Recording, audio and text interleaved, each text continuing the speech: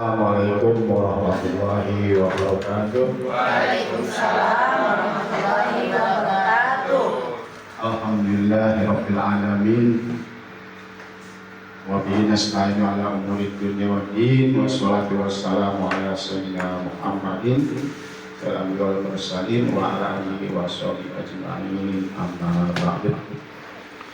Para ibu dewan guru SD Kabupaten 11 yang saya banggakan dan saya sayangi, alhamdulillah pada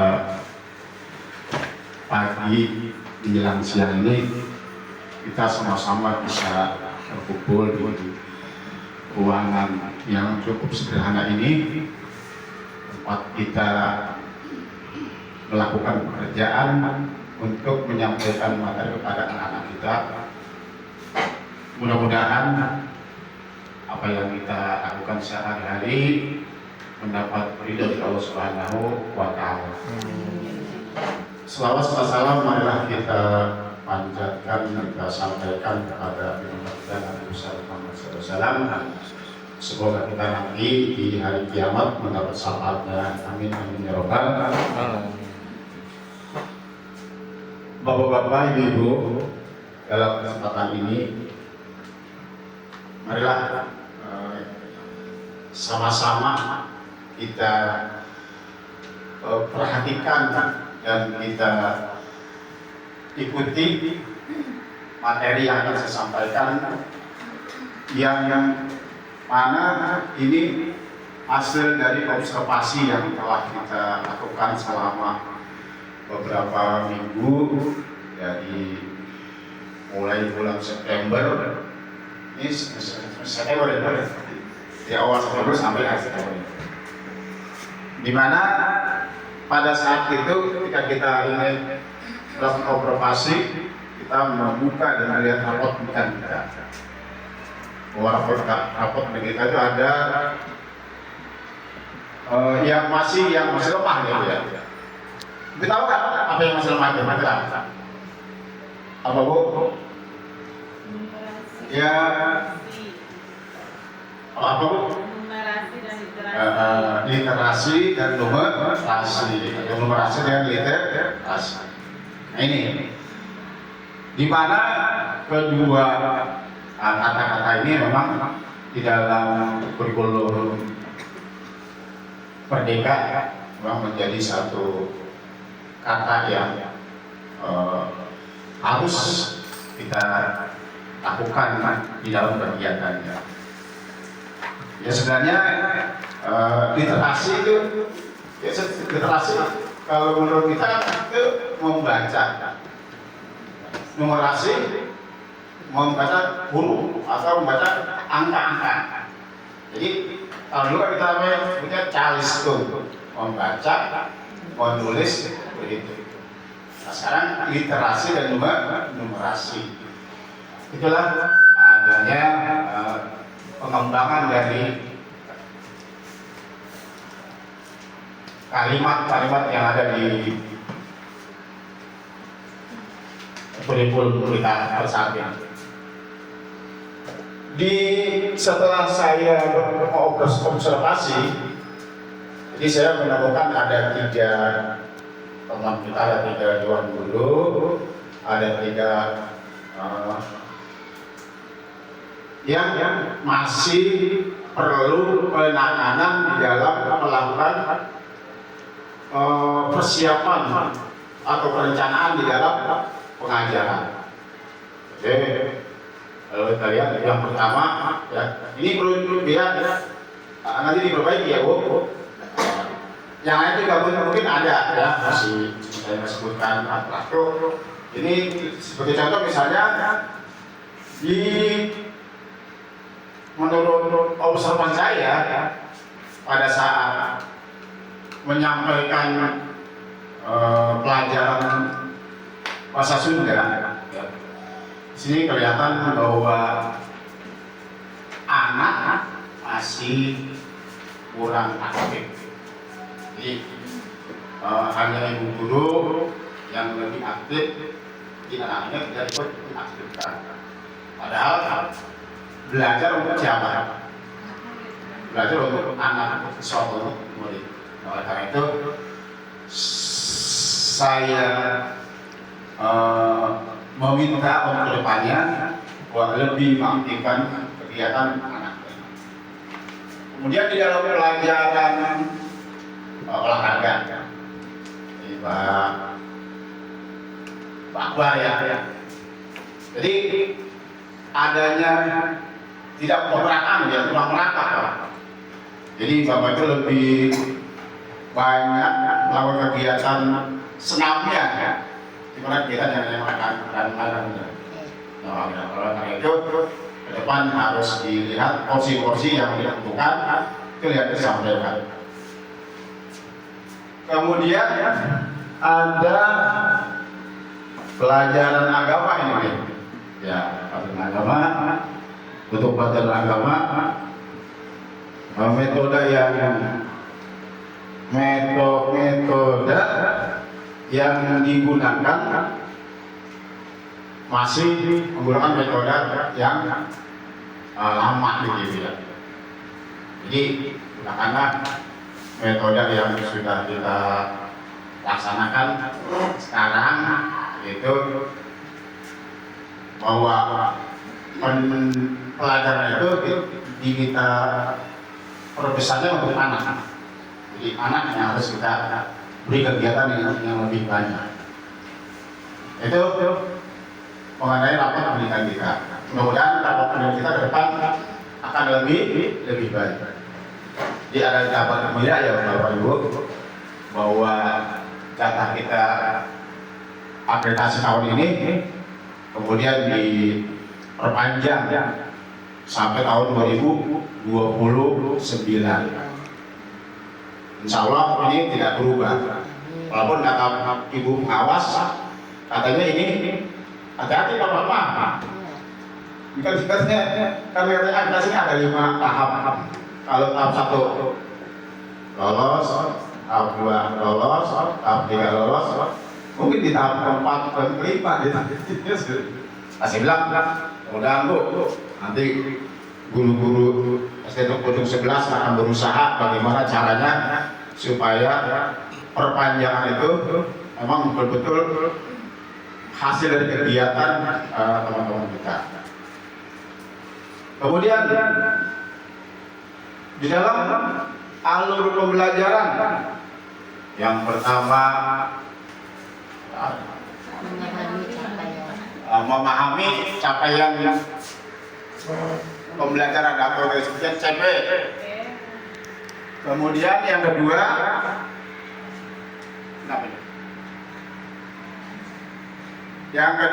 merumuskan tujuan pembelajaran. Kemudian menyusun alur tujuan pembelajaran atau disebutnya ATP. Kemudian kita membuat modul ajar. Nah, ini masing-masing bagian harus kita pahami. CP itu apa, kemudian TP itu apa, kemudian ATP dan modul ajar. Nah, ini alurnya. Kalau zaman saya dulu disebutnya pembuatan SP. Iya. Oh, Bu. Iya, satuan pelajaran. Iya, terus ada lagi RPP. Ya. Apa itu RPP, Bu? Iya, rencana pelaksana pembelajaran data. Nah, sekarang kita kenal dengan modul ajar. Kemudian tujuan perencanaan pembelajaran itu membangun kemampuan literasi dan numerasi.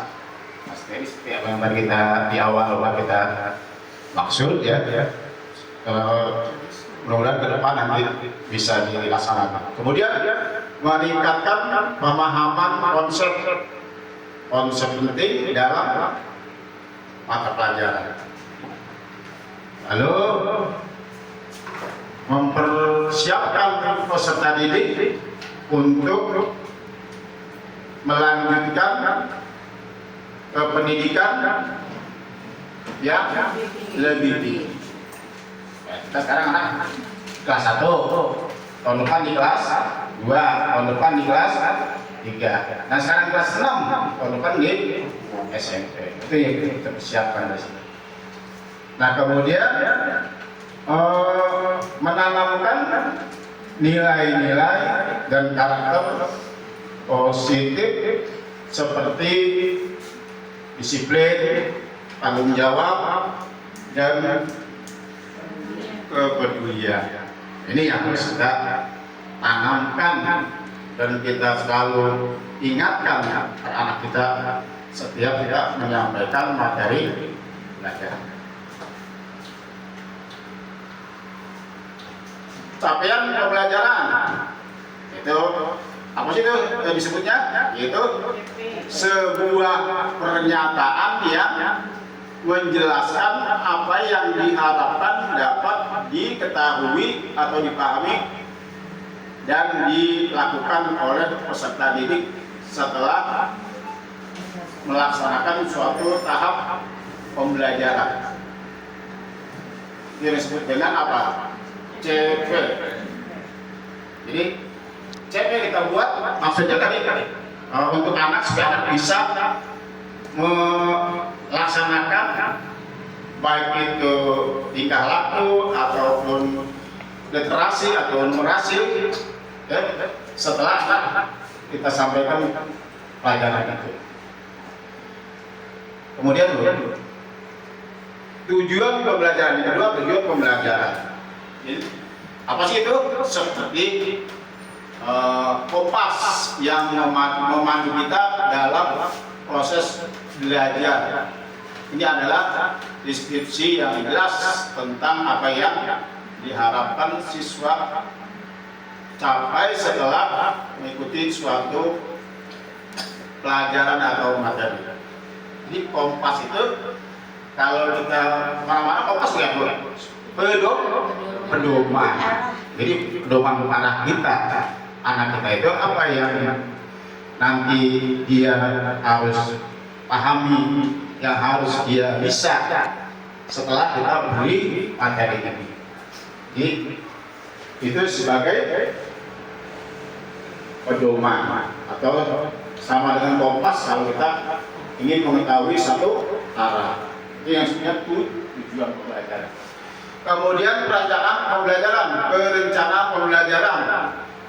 Rencana pembelajaran merupakan sebuah kunci keberhasilan dalam kegiatan proses belajar mengajar di sekolah.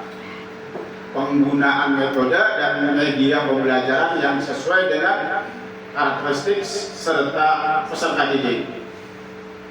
Dengan perencanaan yang baik, maka memungkinkan untuk pengembangan kemampuan peserta didik yang holistik. Apa itu holistik? Ini bahasa perjuangan ya, menyeluruh. Jadi tidak hanya sebagian saja. Jadi yang menyeluruh. Lanjut, Bu. Nah, di sini ada peran guru dalam perencanaan pembelajaran. Jadi guru sangat berperan dalam perencanaan pembelajaran. Yang pertama, menganalisis kurikulum. Sekarang kurikulum kita bagaimana apa nih? Kurikulum merdeka. Nah, kita pahami analisis itu. Mana yang numerasi, mana yang literasi, mana yang itu apa? L5. Karakter Pancasila. Nah setelah itu kita memahami capaian pembelajaran. Tadi kita pahami apa yang harus dicapai di materi ini. Yang ketiga, mengembangkan tujuan pembelajaran. Jadi tujuan pembelajaran, misalnya Bu, tujuan pembelajaran apa lah? Contoh Bu, apa? Misalnya Bu, Mengembangkan tujuan pembelajaran. Ya contoh satu tujuan pembelajaran, contoh satu tujuan kalimatnya. Aku aja. Misalnya CP-nya mengenal simbol. Iya. Tujuan pembelajarannya anak memasangkan simbol-simbol sila pada Pancasila. Oke, mengenal simbol-simbol. Nah, pelajaran yang kita sampai sekarang anak bisa memasangkan simbol-simbol Pancasila. Jadi sila satu simbolnya apa, sila kedua, tiga sampai sila kelima. Oke, yang disebut mengembangkan tujuan pembelajaran. Jadi kita kembangkan. Ya. Kalau perlu, misalnya kita bisa maknanya orangnya. Nah ada satu ada saking anak itu lemahnya dengan gambar Pancasila disebut ditunjukin apa nih, bintang. Kita tahu bintang. Kalau yang rantai rantai banyak ya. Sebut apa namanya? Rantai sebutnya. Apa ya? Katanya gelang gitu. Kemudian yang ketopatkan kepala banteng. Ya itu malah juga kepala sekolah. Nah ini kan apa? Kurang menjelasan perasaan anak itu yang benar. Ini nomor satu bintang, ini gambar bintang satu, I-nya apa? Tuhan yang Maha Esa. Ini ada sampai kelima. Kemudian yang keempat memilih